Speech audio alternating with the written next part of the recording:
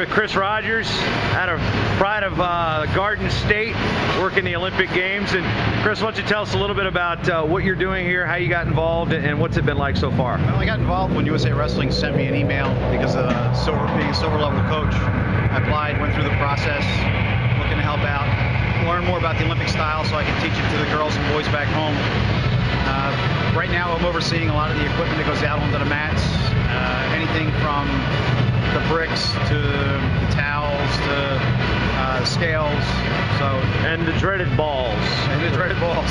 Apparently there's a funny story that goes with the balls, that the original casings were yellow, so they've been changed out to purple so you can't see into it. Oh, that's interesting. So you had a chance to walk around the spectator venues. You're the guy, you don't have to stop people. You're not an usher or anything, but the experience has got to be pretty cool. I mean, a lot of people, it's their first Olympic Games. I tell you what, it's like, I saw a post from a guy on Facebook talking about sprinters not getting cheered for. This place sounds like rollerball and whatever else all combined. It's like a rock concert in here when the wrestling starts.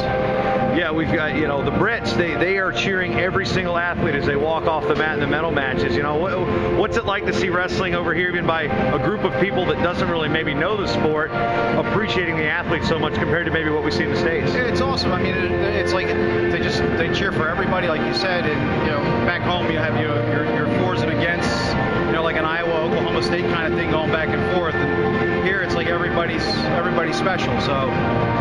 What are you most looking forward to, throughout this wrestling competition? We've seen 2 days of Greco so far, got a third coming up, but being from Jersey, there's got to be somebody you're ready to watch. Well, JB's always good. Jordan Burroughs double-legging everybody, gold medal, we hope. We got a couple good girls that are looking, you got Chun down at I think 48, and Allie Bernard in her second Olympics. Kelsey Campbell's looking strong, so I mean, it's going to be good. You talk about being able to bring some of the information back to the stage for the boys and girls. You mentioned the girls. You've been actually very active the last couple of years in women's wrestling. Talk about your role there. I started being an old school wrestling guy.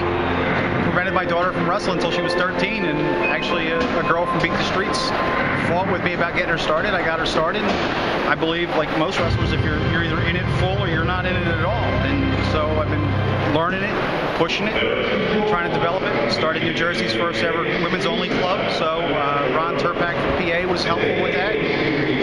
Trying to grow. So maybe one day you'll hopefully see your daughter competing out here. I hope, or somebody else I've worked with or whatever. But what's amazing to me is I always thought wrestlers were a tight community, but the women wrestlers were even tighter. And it's friendly and just it's awesome.